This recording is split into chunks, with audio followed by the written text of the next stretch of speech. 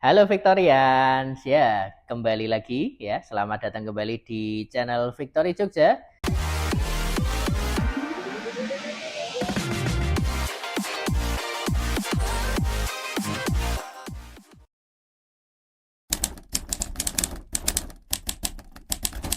Dan seperti biasanya kembali lagi bersama saya Mirza sebagai salah satu wakil pialang dari PT Victory International Futures cabang Yogyakarta yang akan memandu Anda untuk memberikan informasi mengenai pergerakan pasar ya di komoditi emas dunia dan juga pergerakan pasar di komoditi minyak dunia. Ya, dan ini sudah masuk di bulan November ya, Victorian semuanya sudah masuk musim hujan juga ya. Saya nggak tahu di daerah Anda ya, tapi kalau untuk di Yogyakarta ini sudah mulai tinggi ya curah hujannya. Jadi untuk Anda semua ya jaga kesehatan karena kalau di musim-musim begini ya ini enaknya indoor ya. Dan kalau kita bicara soal ini ya kegiatan indoor ya supaya kita bisa tetap produktif ya seperti biasa salah satunya ini ya kita bisa lakukan trading ya, transaksi perdagangan berjangka. Dan kalau kita lihat ya untuk pasar komoditi ini luar biasa ya, minggu kemarin saja ya kalau kita lihat pergerakannya. Nah di sini ya, jadi highlight sedikit, kita mau mulai review marketnya untuk minggu ini dengan pergerakan di harga emas dulu. Dan kalau Anda ngikutin berita ya di pasar emas, wah minggu lalu ini mantap sekali. Karena kembali lagi ya, sekali lagi dan mungkin Anda juga sudah bosan dengan kalimat bahwa harga emas mencatatkan rekor tertinggi baru ya, new all time high. Dan minggu lalu rekor tertingginya itu sempat nyentuh di 2.790 dolar per troy ounce. Tapi ya tidak bertahan lama ya. Banyak yang memperkirakan wah ini 2.800 nanti tinggal sebentar lagi. Tapi ternyata setelah 2790 terus harganya kebanting turun ini lumayan ya. Saya ingat itu 2790 tuh hari Selasa sama Rabu. Terus kemudian Kamisnya ya, hari Kamisnya kebanting turun. Nah, Jumat kemarin sempat ada rebound, sempat ada kenaikan, tapi itu juga nggak maksimal ya. Kalau Anda lihat minggu lalu beritanya lumayan ya. Jadi pergerakannya minggu lalu itu banyak didukung oleh data fundamental yang mana fokus utamanya adalah dari pasar tenaga kerja Amerika Serikat. Dan kalau Anda lihat datanya seperti yang saya tunjukkan di sini ya, ini pasar tenaga kerja Amerika Serikat itu bulan November kemarin hasilnya ya jelek-jelek ya, di bawah ekspektasi. Jumlah lowongan pekerjaannya turun, kemudian jumlah penganggurannya, dan puncaknya yang di hari Jumat kalau Anda ikut seminar di kantornya PT Victory kemarin, Anda bakal lihat kalau ya pasar tenaga kerja Amerika Serikat sepanjang bulan November kemarin itu cuma bisa menyerap sebanyak 12.000 tenaga kerja baru. Wah, ini angkanya kecil sekali. Dan saya tadi coba baca-baca ya, angka 12.000 ini angka yang paling rendah sejak Desember 2020. Padahal ya kalau 2020 ini kan gara-gara Covid kan. Jadi ada masalah memang. Nah, artinya apa yang kemudian menyebabkan datanya angkanya seperti itu ya. Kalau Anda lihat sepanjang bulan Oktober kemarin ya di Amerika Serikat, nah itu mungkin bisa nemu jawabannya. Jadi sepanjang Oktober kemarin di Amerika Serikat itu fokusnya ya kekhawatirannya adalah badai tropis. Karena memang peralihan antara musim gugur ke musim dingin itu biasanya kemudian nanti banyak badai dan itu menghantam ini ya, East Coast, jadi pesisir timur Amerika Serikat. Dan karena ini pesisir timur sama selatan ya, yang mana itu memang area-area sibuknya, dan gara-gara badai makanya ya banyak pabrik yang ditutup dan lain sebagainya, makanya mungkin ya bisa dimaklumi ya penurunan penyerapan tenaga kerjanya. Ditambah lagi kalau Anda ngikutin juga di pesisir timur itu selain ada badai, ada tambahan juga mogok kerja ya untuk di pekerja-pekerja di bidang, kalau bahasa Inggrisnya itu aerospace ya, kedirgantaraan. Jadi pekerja di pabrik yang bikin barang-barang untuk pesawat terbang, roket dan lain sebagainya, aerospace, itu banyak yang mogok. Makanya juga ya otomatis ini ya nggak ada rekrutmen baru juga seperti itu. Jadi tenaga kerjanya ya kurang bagus ya sepanjang bulan Oktober kemarin yang dilaporkan di bulan November ini. Efeknya hari Jumat Anda lihat harga emasnya ini sempat ada kenaikan ya. Tapi itu pun nggak cukup ya, karena dinilainya ya kondisi wajar lah, bencana alam, badai dan lain sebagainya. Makanya naiknya nggak maksimal, terus akhirnya turun lagi. Dan tadi kalau Anda lihat dari sisi teknikal ya, ini bentuknya grafik yang daily ini ya, ini bentuknya adalah shooting star, di mana ekor atasnya panjang, jadi kayak komet kan, shooting star. Kemudian bodinya kecil di bawah. Ini kalau Anda lihat ada pola shooting star seperti ini, setelah ada tren naik, kemudian ada pola shooting star di atas, itu biasanya bakal jadi sinyal pembalikan turun ya. Jadi kalau secara teknikal mungkin saya akan bilang ini ya, trennya minggu ini cenderungnya bearish ya, cenderungnya bearish dengan level supportnya kemungkinan ya, ini konfirmasi bearishnya saya lihat ada di area support di 2725. Itu low-nya minggu lalu ya, dalam artian ini ya low-nya ini ya, low-nya shooting star 2725. Dan kalau kemudian 2725 ini nanti bisa ditembus ya, artinya harga emasnya bisa berpotensi lanjut turun ya, paling enggak ke sini 2715. Dan kemudian kalau di 2715 pun masih bisa di break, artinya target penurunannya yang lebih dalam itu sekitar 2700, area psikologis ya. Jadi itu kalau kita bicara dari sisi teknikalnya ya. Tapi untuk minggu ini ya, saya rasa kalau terlalu fokus dengan teknikal itu malah bahaya. Karena minggu ini justru lebih, kalau bahasa saya ya, fundamental heavy ya. Bakal lebih berat dari sisi fundamentalnya dibanding minggu lalu. Kalau Anda lihat minggu lalu kan daftarnya ini sudah lumayan ramai ya, dari Amerika Serikat hampir tiap hari ada berita ekonomi yang dirilis ya. Nah, tapi kalau sudah minggu lalu lewat kan biasanya minggu kedua cenderung sepi. Oh ya, kalau kita cuma lihat jadwal yang biasanya memang betul. Tapi kalau kemudian kita cek ya kalendernya untuk minggu ini, Anda bakal dapati ya. Nah ini kelihatannya nggak sebanyak minggu lalu ya, tapi justru yang rilis minggu ini berita-berita gedenya. Yang pertama hari Selasa ya, hari Selasa tanggal 5 November besok itu di Amerika Serikat bakal ada yang namanya pemilu ya, pemilu presiden dan pemilu kongres. Jadi legislatif eksekutifnya dipilih semua, pemilihan serentak. Dan sejauh ini masih belum ada gambaran ya dari hasil survei ini, tergantung Anda baca surveinya dari mana. Itu ya ada yang memprediksi ini dari Republik Donald Trump kemungkinan bakal menang. Ada juga yang memprediksi dari sisi Demokrat ya kan, Kamala Harris bakal menang. Tapi itu pun saya lihat dari surveinya nggak ada yang jaraknya terlalu jauh ya. Jadi ini masih, kalau bahasa Inggrisnya itu neck and neck ya, jadi jejeran. Agak susah untuk memprediksinya. Dan ini tapi ya pemilunya nanti kan hari Selasa ya. Otomatis nanti hari Rabu kita akan lihat penghitungan suaranya.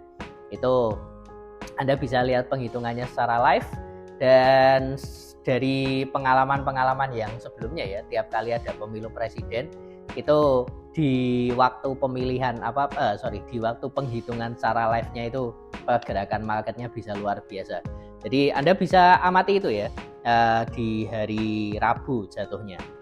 Kemudian Anda kalau lihat di hari Kamis mungkin seperti biasa ya, klaim pengangguran. Tapi kemudian hari Jumat dini hari ya, Jumat dini hari ini ada rapat moneter Bank Sentral Amerika Serikat. Wah, ini mantap kan? Jadi habis pemilu presiden, lanjut dari Bank Sentralnya ada rapat moneter yang bakal mengumumkan ya perubahan suku bunga Amerika Serikat. Nah, ini juga yang ditunggu-tunggu ya. Hari Jumat itu akan ada rapat moneter Bank Sentral Amerika Serikat yang sekali lagi tadi mereka bakal membahas ini ya kondisi suku bunga. Prediksinya Anda bisa lihat di sini dari 5% ya turun ke 4,75%. Prediksi lagi suku bunganya bakal dipotong 0,25. Nah, kalau ngelihat dari dua berita ini ya jatuhnya malah berlawanan dari sisi teknikal ya. Ada kondisi politik yang kurang pasti dari pemilu presiden karena ini kurang jelas juga ya dalam artian kalau nanti Trump yang terpilih bakal seperti apa, Harris yang terpilih bakal seperti apa, ini masih belum ada kejelasan. Jadi ada potensi untuk investor ini bisa merasa aman, mereka akan nyari aset safe haven ya, emas. Dan di sisi lain yang hari Jumat, ketika ada prospek suku bunga yang lebih rendah, waduh ya kembali lagi kan, orang-orang bakal nyari investasi di aset yang non bunga saja, emas lagi. Jadi jatuhnya fundamentalnya mungkin arahnya berlawanan ya. Arahnya berlawanan dari teori teknikalnya tadi. Nah, mana yang diikutin ya? Saran saya kalau misalkan Anda ada yang mau bertransaksi untuk minggu ini ya, bisa tunggu bisa tunggu info yang dari pemilu sama yang FOMC saja. Jadi transaksinya mungkin jatuhnya cuma di hari Rabu sama hari Jumat ya. Selasa, Rabu, Kamis, Jumat ini 4 hari ini ya, ini krusial. Kalau hari Senin mungkin kita bisa santai ya, ketika video ini dibuat masih hari Senin, dan hari Senin tadi saya cek ya ini kondisinya data ekonominya sepi-sepi saja, maka dari itu ya itu tadi ya bisa santai dulu, baru nanti fokusnya Selasa, Rabu. Mulainya hari Rabu sih kalau saya ya, Rabu, Kamis, Jumat itu pergerakan harga emasnya mungkin bisa luar biasa. Saya sekali lagi nggak bisa memprediksi arah pastinya ya, cuma kalau dari sisi analisa memang arahnya cenderung bullish, tinggal nanti di hari hanya arahnya kemana ya itu nanti mengikuti live-nya saja ya dari sisi fundamentalnya. Nah, itu live-nya bisa lihat di mana, Victory ngadain live apa enggak ya, ini nanti kalau Anda pengen dengar beritanya yang lebih detail ya, itu silahkan bisa kontak kami melalui Instagram @vif_jogja supaya nanti bisa dihubungkan ke salah satu wakil pialang berjangka kami ya, analis marketnya juga yang nanti bisa memandu Anda kalau Anda mau transaksi secara live ya, Rabu, Kamis, Jumat itu. Itu untuk pergerakan harga emasnya. Kemudian saya lanjutkan untuk harga minyak ya, oil. Jadi ketika minggu lalu Anda lihat harga minyak ini sempat anjlok ya, karena di Sabtu Minggu ini ada kabar yang fresh ya dari Timur Tengah, makanya Jumat tutupnya itu di berapa ini 7162, kemudian Senin bukanya di 68.90, anjlok turun ya. Tapi sepanjang pekan akhirnya ya gap ya, selisih ini relatif bisa ditutup, dan pagi ini ngegap lagi ya, harganya dibuka di 70.75 ya. Dan kalau kita ngelihat dari sisi teknikalnya ya, ini kalau saya pakai time frame di H4, ini harganya kembali lagi ketahan di indikator MA100 ya. Sama kayak beberapa minggu sebelumnya, tiap kali dia naik selalu ketahan, tiap kali dia naik selalu ketahan, dan tiap kali dia nggak break ada koreksi turun. Jadi kalau melihat dari kondisinya sekarang mungkin arahnya 60-70% cenderungnya bearish ya, 60-70% cenderungnya bearish, dengan targetnya kita bisa ngambil pakai ini ya, level pivot mingguan.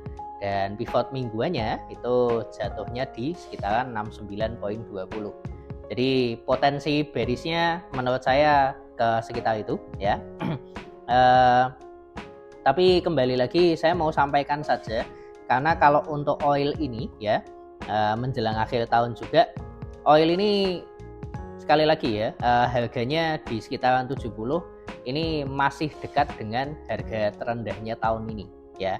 Refresh lagi untuk Anda, rekor tertingginya tahun ini tuh di sekitaran 87, kemudian rekor terendahnya tahun ini di sekitaran 65.